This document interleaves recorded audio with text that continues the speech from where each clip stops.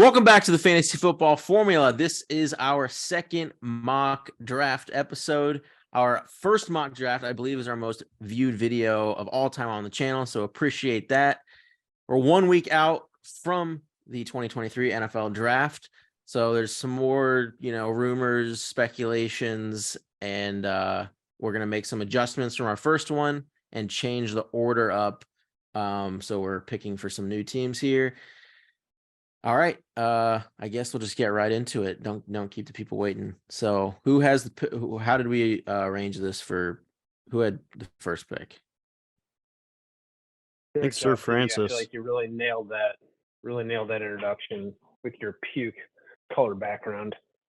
I'm the first overall pick. It's a pretty obvious pick. It's going to be Bryce Young because he's the most pro-ready, highest upside quarterback of this draft because he knows how to play quarterback and he's not just a pause. He is the highest upside? Yes. Okay. Here we go. I just needed him to. This isn't. Compete. Yeah, you have that on recording. This isn't American Ninja Warrior. This is the NFL where you have to make split time decisions. He's shown to be the best under pressure. Taking the S2 quiz. We don't even know what it is, but he's the best at that too. Block it in. Crushing it. Shut up, PB. Just had to make sure I heard the pro ready, but I needed to hear the most upside from you. Best quarterback. Block it in. Dog. Who number 2? All right. So I got the Texans here at 2. In the first mock draft, we had these guys flipped. We had Bryce Young going here. I think the Texans go CJ Stroud. I know there's been a lot of smoke screens about the Texans maybe not taking a quarterback here, but I don't think they're passing on Stroud here. Right now, Anderson's the favorite betting-wise to go number 2, but I just don't see them not taking a chance on Stroud here. And one thing that Nick threw out earlier that I thought was a nice little tidbit is Stroud just hired Deshaun Watson's agent, who has obviously negotiated with the Texans before, has a connection there already. So at number 2, Texans take their quarterback of the future. Yeah, that would be a Texans move. All right, who has number 3? I got number 3 here. I am with the Arizona Cardinals at number 3. We are on the clock. There is a strong sense that they will probably trade out of this. They're probably like 95% sure. I'm in the 5% because, what the Bears traded up to get Mitchell blank grabbing Trubisky. Teams give a lot to get up to that second round pick or that second overall or third overall pick. Sorry. And I don't know if teams are going to move up that high, especially the Colts. Like, I don't know if it's worth the Colts moving up one spot. But so they will take the best overall prospect here, and Willie Anderson. There's been some talk that Tyree Wilson will get, jump up there, but I think that's a terrible idea. Will Anderson's best player on the draft this year. So take him at 3. Yeah, he's going to be a good defender. I think the Colts are about to step in here and really start shaking up the draft. They already have Jonathan Taylor, but we saw last year he's kind of a one-hit wonder, and they're going to stick with the run-heavy offense here and go with Bijan. No, I'm just kidding. Okay. I'm just kidding. I was about to have to restart this draft here. I'm just playing. I think they still go and get Anthony Richardson. Corey, sit down. The 2 QBs on the board with Will Levis. I mean, he could eat bananas with the skin on it all he wants. It's not going to get him in the top 5. And I think the Colts front offense is probably just a little scarred from the Carson Wentz experiment, which is kind of a similar prototype with a big rocket arm. So I think they're going to stay away from Will Levis here and try and find a more mobile quarterback in Anthony Richardson with a coach that has experience bringing Jalen Hurts into what he is today. And I think that's where they go. All right. Are we all good? Yeah, we're all good. Yeah, Okay. you're- Yeah, I had to go Anthony fix something. Richardson's I had to your go. I had to go fix Anthony- something. Anthony I Richardson. had to go fix something. So I wasn't. It's okay. We can move on. Go to 4. All right. 5. cool. Go to 5. So the Seahawks, after the Colts took Richardson, we'll take man, it's really close here. I think with Tyree Wilson and Jalen Carter on the board, it's honestly a complete toss-up. Oh man. I think with Tyree, I'm gonna go Tyree Wilson here. I think the NFL guys are a lot higher on this guy than I think the public might think at this point, and I think he's definitely going to be going in the top 10. And Jalen Carter is just, I think he has the most upside of all of these guys, but I think Tyree Wilson has the most upside, and Jalen Carter is a little bit more of like there's only certain teams. I think like the Eagles make sense to get him because of some of the players around him that have worked with him before, and he's kind of a little bit of a head case. So I'm going to stick with Tyree Wilson here. All right. Well, I was not prepared for that. I was thinking this would be a run the card in. I thought it was the most obvious pick in the draft. I thought I had 2 labs to start. I was like, they're going to get Jair Alexander 2.0 and Devin Witherspoon.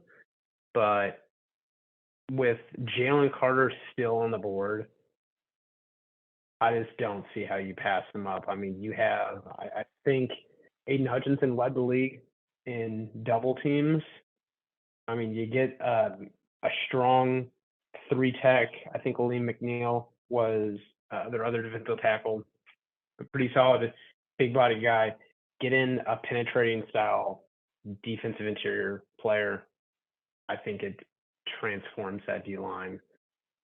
Easy selection.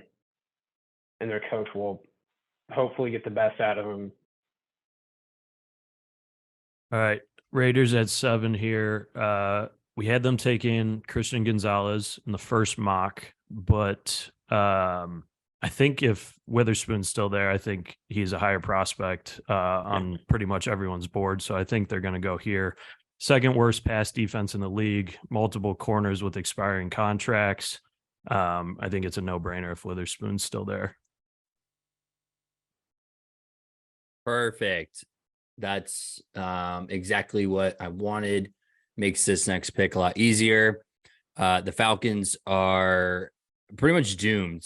They've been building out a pretty good roster right now with their offseason acquisitions, but they are still missing the one piece that will help them in the future. I don't know if he's the right guy for it, but they definitely have to take a chance if he's sitting here and they don't move up. And I'm sure actually they'd probably love this because they at least get one of the quarterbacks. So at 8, we'll have them taking Will Levis here.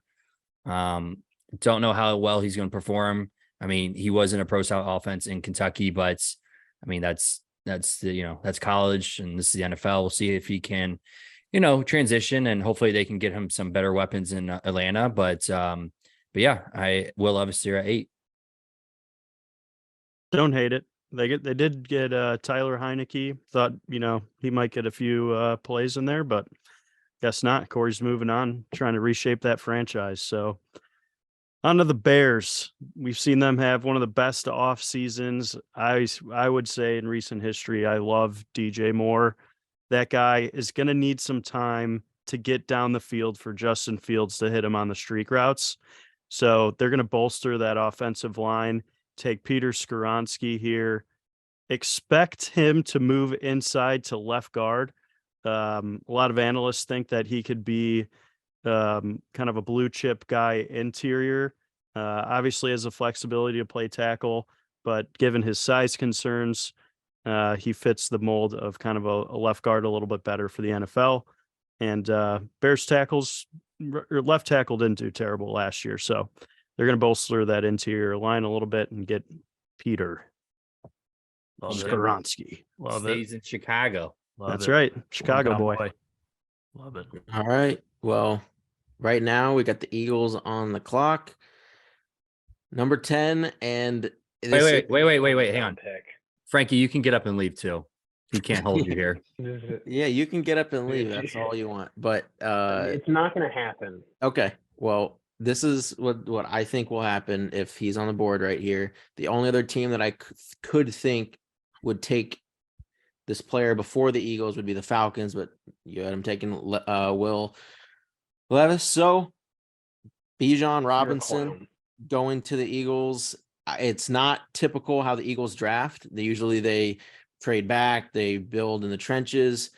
But I think in a year where, they just went to the Super Bowl, they believe they're, ready to win right now, they're going to go with the best offensive player in the draft. And I mean, this guy is top 5, top 3 on most people. People think like Bijan's like basically the best raw player in the entire NFL draft. And I just think the Eagles go with it. Again, I think it's a terrible draft pick. I think you should never spend such high draft capital on running backs, but I think the Eagles take the bait this year, and they just can't pass them up. Yeah, I mean, I have nothing to say to PB. Just a waste of space with that pick. Thank you so much. Let's see. For the Titans, they're a big wild card here because you think they could target trading up. They're kind of in a weird space. Their 2 needs we're showing as wide receiver and O-line. Apparently PFF likes Ryan Tannehill. Yeah. That's a big question mark. Yeah, I mean, I don't think there's Jackson Smith and Jigma would be the only wide receiver you'd possibly kind of consider here. I think I'm going to go with who I think the Eagles will actually target at 10 in terms of O-line, and that's going to be Paris Johnson Jr. I think he has one of the highest upsides, and he's going to actually be a tackle, unlike Skoronski. So I think that he's likely going to be the first tackle off of the board. High-end athleticism. I feel like at this point, this is what you want. And he interviewed very well, so I think that teams are going to view him very highly. Lock it in. All right. So with the Texans picking at 12 after picking at 2, Callie got a new toy. I don't know if you guys can hear that squeaking, but I think, we've seen quarterback, wide receiver, college teammates transition well on pro teams together. I think the Texans pairing their new number 1 quarterback with their new number 1 target, JSN, here at 12 sets them up nice offensively with what's his name in the backfield?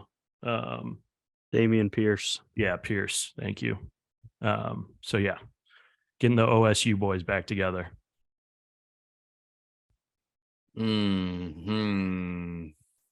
Jets, Jets. Yeah, the Jets. Who we got? Jets still don't even have a quarterback, so I don't know what they're doing. This is obviously you're gonna have Aaron Rodgers. Trade hasn't gone through yet. But we know what's gonna happen. It just hasn't gone through yet. Continue. Why are you gonna even beat around the bush with that? We know that the Rodgers is gonna be a Jet. He wants to be a Jet. They gotta make it work. Go ahead.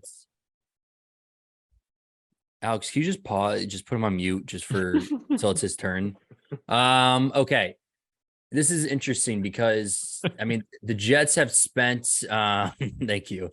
The Jets have spent this offseason getting offensive players and weapons and hope that Aaron Rodgers is going to be there. So I don't see him taking, any wide receiver or even tight end right here. It's showing offensive line, but if, the Titans can take Paris Johnson, I think you just take the best available player and just make that defense even better than what it is now. And I think they go with Lucas Van Ness from from Iowa here. I think it's just he's a really good talent. Iowa always seems to produce really good defensive players here. I think it's a good spot for him to go. They don't need a corner. Their defensive line is fine. So I think they go edge here with Lucas Van Ness.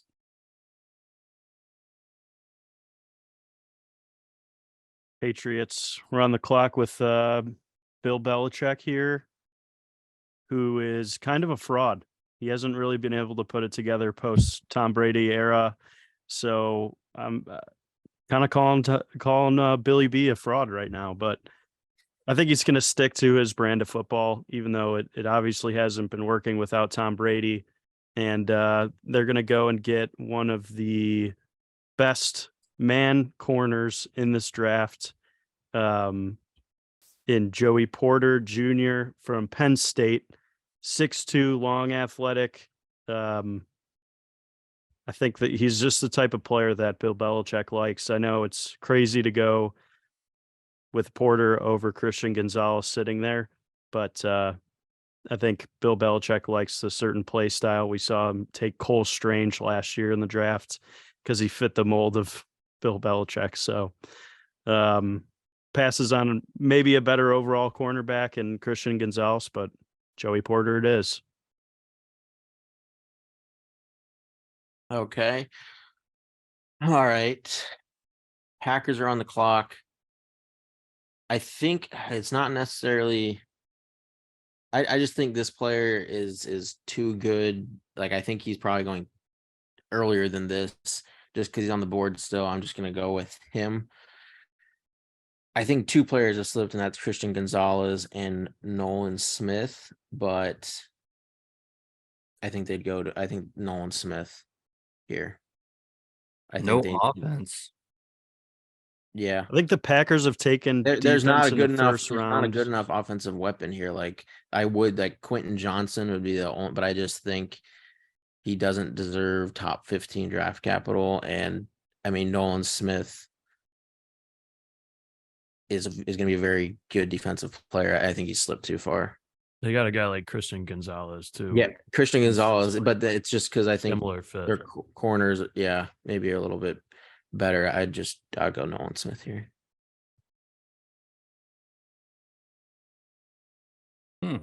Yeah, I mean, you just stop the clock, like it doesn't even start, and you turn the card in, it's Christian Gonzalez.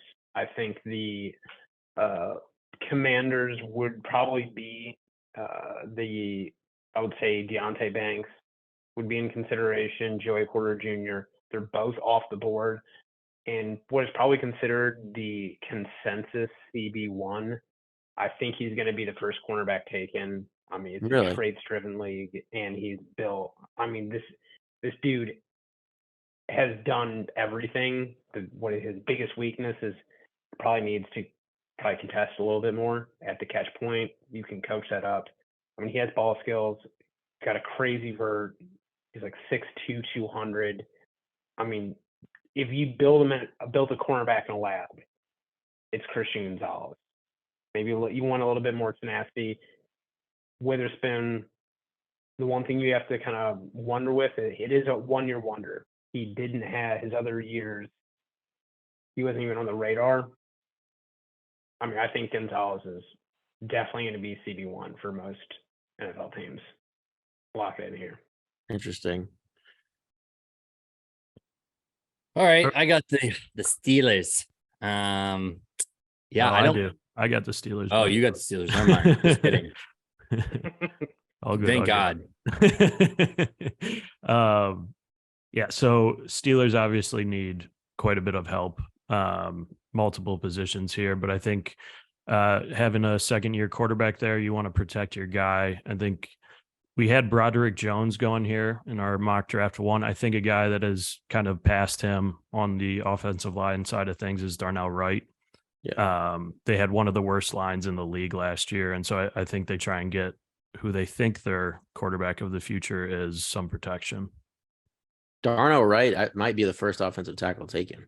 I've seen a lot of reports on that. The other guy I was going to go there is Joey Porter Jr., his dad's former team. He's got, Patrick Peterson there, kind of a vet mentor. But obviously Pats went for him in this. Yeah, darn, this would be like a steal for the Steelers at 17, I think. Yeah. All righty. I'm on the clock with the Detroit Lions here, fighting for position to win that NFC North. I think they need a little bit more offensive weapons here. They after they got rid of, or not got rid of, they traded away why am I drawing blank? They're tied Fukuda. Oh, yeah. Shoot. To the Vikings. He's on the Vikings. Hawkinson. Hawkinson. Oh, yeah, Jeez. yeah. My goodness, I could not think of his freaking name. All Still right, the off season. It's still the off season. Yeah, that name hasn't crossed my my tongue here in a little bit. So so with the Lions here, I think they need to I think they get another offensive weapon here. And I think, in my opinion, the best tight end in the draft here is Michael Mayer. I think this is a good spot for him. He's a good run blocker. He's overall a great tight end, great hands. And I think this would be a good spot for him to go. And he'll be able to slot in and start right away for the Lions and be a huge difference maker on that offensive team. They're going to have some nasty weapons next year. Yeah. I think tight end makes sense for the Lions. They replace Hawkinson. Who's their tight end right now? Exactly. Right. Isn't it like Brock, right?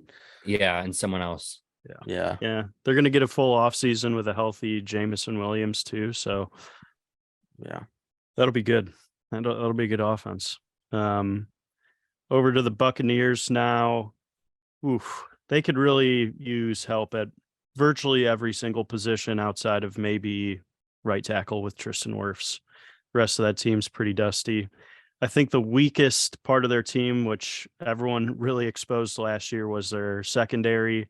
So they're either going to go with Brian Branch, who's one of the best safeties in this draft, or Deontay Banks, who's a really pretty solid cornerback here, especially for being the third or fourth one off the board.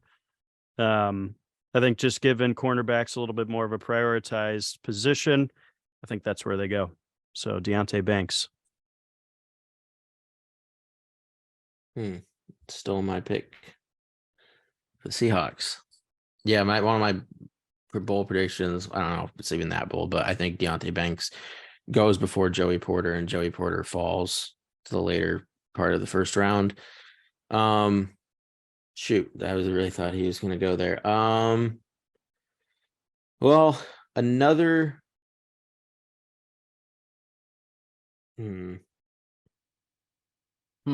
Another prediction that I have, I think 3 tight ends are going in the first round.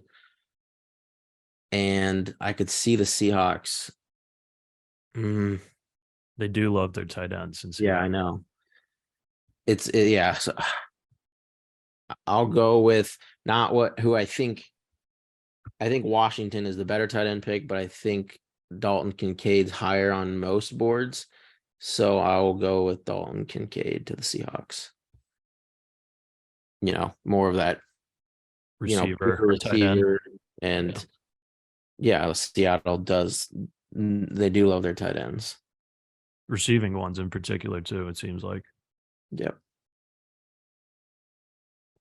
All right. Chargers. What we got, Frank? This is one I'm a little stumped on because I think this would be a natural targeting position for someone like Bijan Robinson. They're kind of in a weird spot with their receiving weapons where they've had a good 1-2 punch for a few years, but they've had a lot of injury issues with really both of their star receivers. I don't know if they've ever had the consistency that they want from a wide receiver 3. I think this is where you kind of take the chance. Not a player I'm very high on, I'll say at all, but give him a great QB, solid supporting cast, see if he can thrive there. But I think Quinn Johnston could be someone they're interested in. All right. Took my pick here for the Ravens there. Okay. So we got wide receiver, edge, corner. We do see the Ravens often drafting defensive players and that being the identity of their team. I think with the signing of Odell, they're showing Lamar at least a little bit, like Odell or not, that they're investing in the offense for him. Which is why I thought if Quentin Johnson is there, they might do that. But going back to the defensive side of the ball, another area that the Ravens like to target, I think they go with a guy at edge here, Miles Murphy, who absolutely killed it at the combine, and they just bolster what they've got going on the defensive side of the ball, and hope that Lamar comes back and that they can win their brand of football. That is such a Ravens pick. Right? Don't you think? Yeah.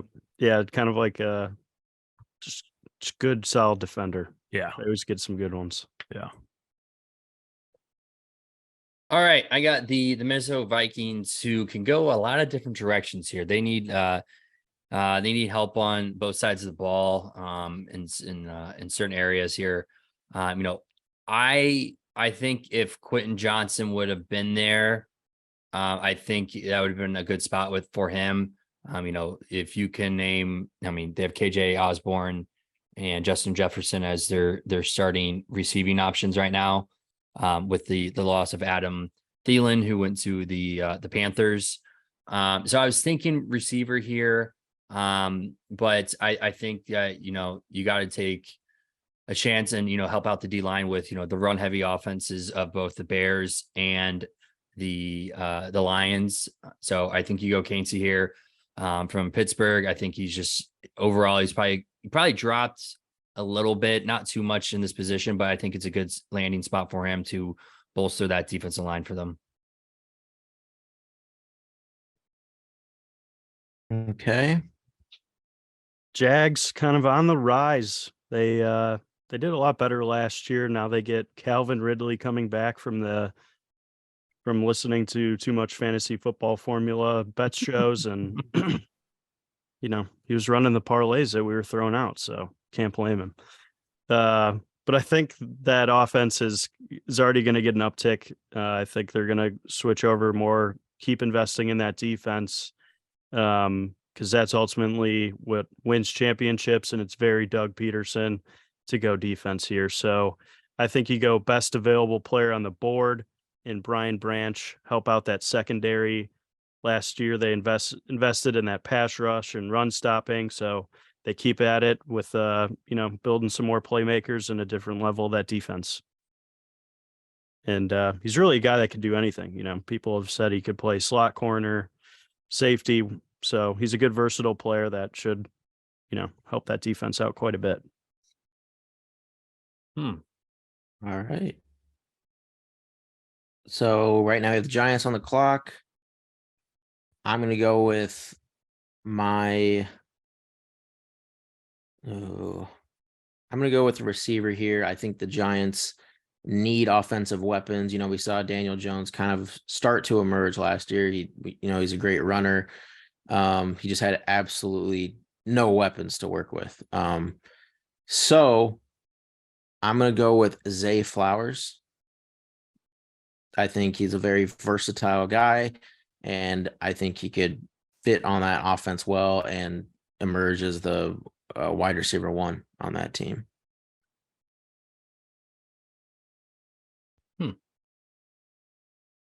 Interesting. Right. Why is that interesting?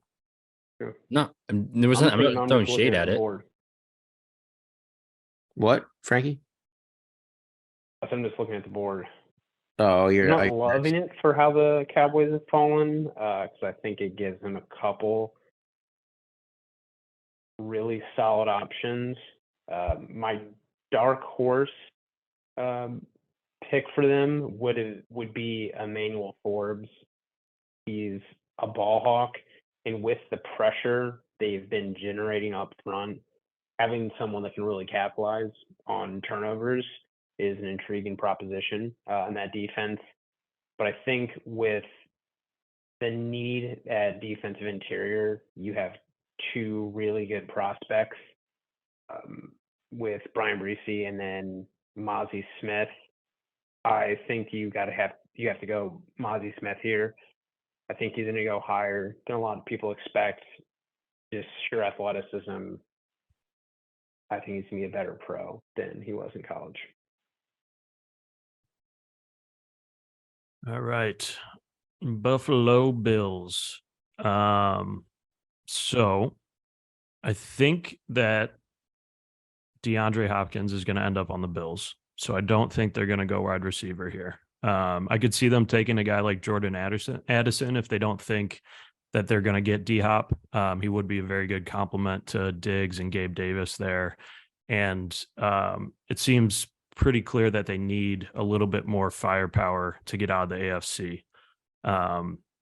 But I do think D-Hop ends up here. So I think that they go the other side of the ball.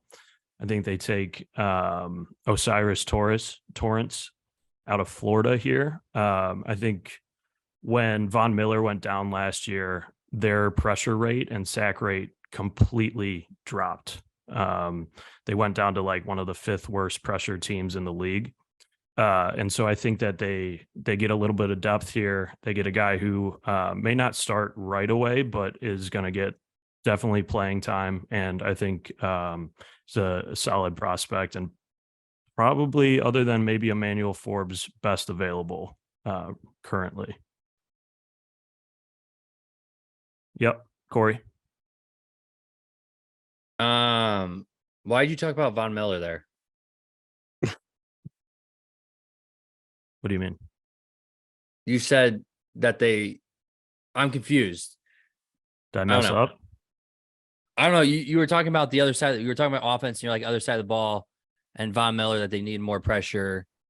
Yeah. And then you took the Torrance to guard.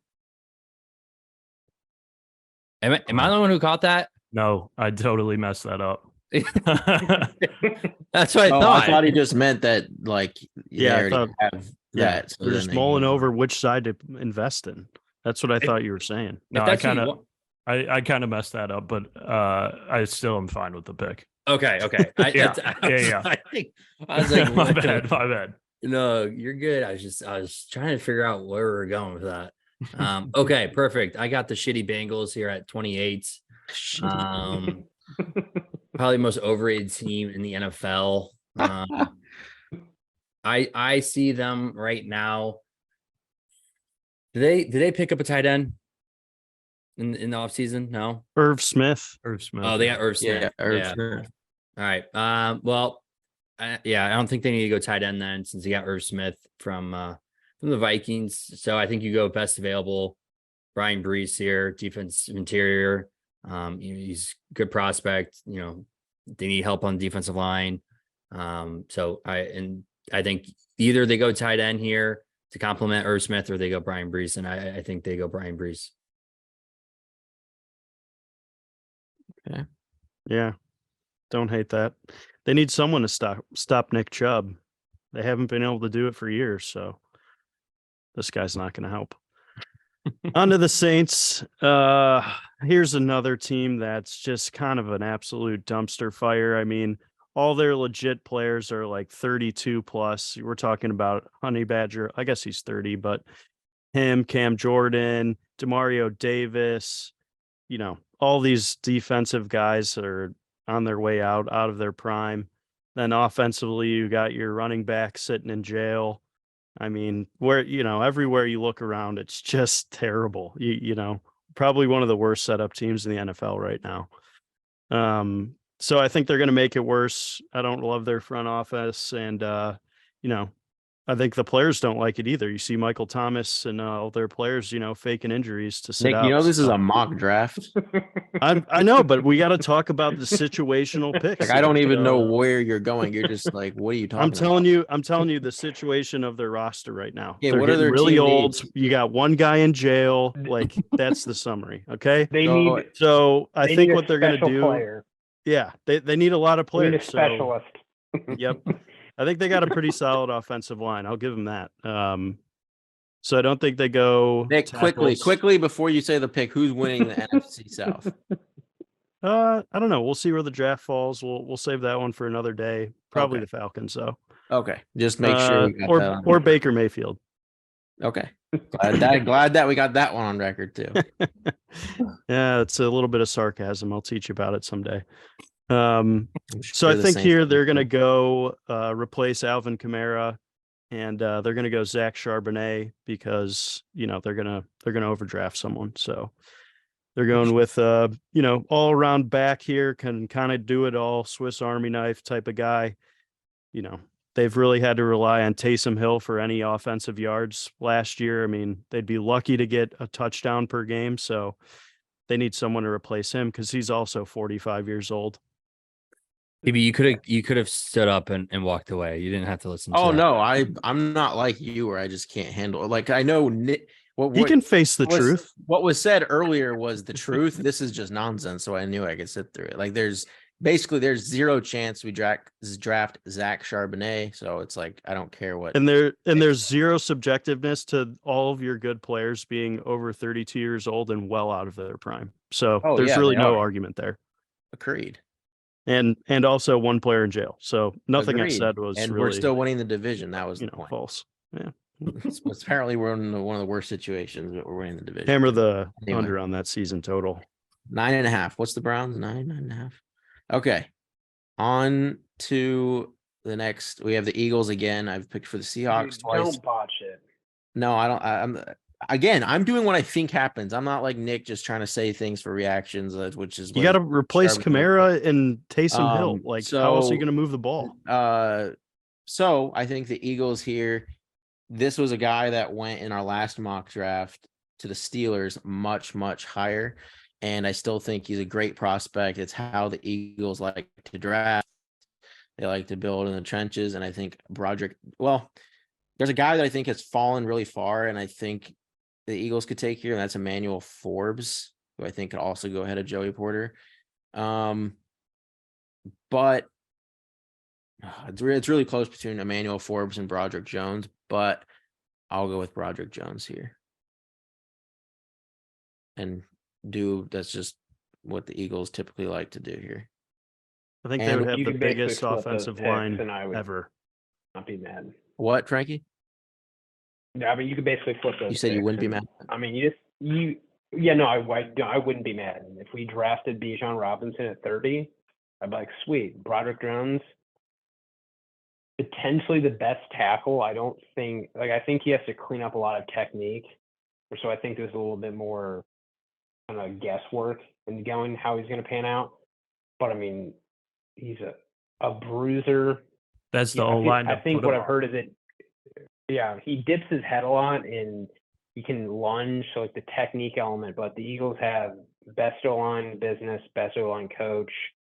Just send him to Stoutland University. He's going to learn to block. He's going to learn today. A lot. Yeah. Yeah. Unlike the Saints. See, this is what I'm talking about. There's so many guys that have fallen. Like Nick's Zach Charbonnet pick is just like, it's comical. Like we know he's not a first round draft pick. Like it's comical. How else did the Raiders move the ball last year? Nick, you made a stupid pick, and now your name will be next to that pick for when it's completely wrong and Zach Charbonnet goes in like the third round. You guys are going to need some offense. I'll say that. Yeah, so we wouldn't take like Jordan Addison or someone like that that's on the board. Okay, no, gotcha. Go ahead, Corey. It's not me. It's Francis. Yeah, it's me. Yeah, I don't know what you're talking about, PB. Yeah, this is a weird spot for him because I'm looking at the wide receivers. Don't really see Jordan Addison going to the Chiefs. I don't love the fit. I would have liked Flowers. I think that's probably a little bit more natural to fit. Or if Quentin Johnson is still here, I think maybe they take that flyer. So then I'm thinking Washington. I mean, Veach is one of the top GMs. I feel like he's made a lot of ahead of the curve moves. He's gonna go someone sort of traitsy that they can develop. I'm gonna dark horse pick here. I think Adebawore. I think he has a good shot of going in the first round. Just absolutely freak combine performance. lock it in. The pick was Darnell Wright because 3 tight ends are going, and they got to find their Kelsey replacement. I like it. I Pretty mean, good. honestly, 29, I probably would have gone with the kicker, but a third round running back works just fine. I don't know. And at 4, and at- Yeah, I Lutz mean, isn't Moody bad. was still on the board. And at 4, And that's the have show, gone with guys. That's Anthony a really Richardson. good show we did today. We did a lot of good things. I appreciate it. That was our Thanks for mock draft 2.0. Next final episode before the draft will be our draft bets episode, where we can take all the overs on Zach Charbonnet's draft position and We all cleaned the up last unders year. on Anthony Richardson's. It was a good show. All right. That'll wrap up this episode, and we'll be posting our final screenshot of the mock draft results onto our Instagram. So follow us there. Thank you for watching, and we'll see you next time.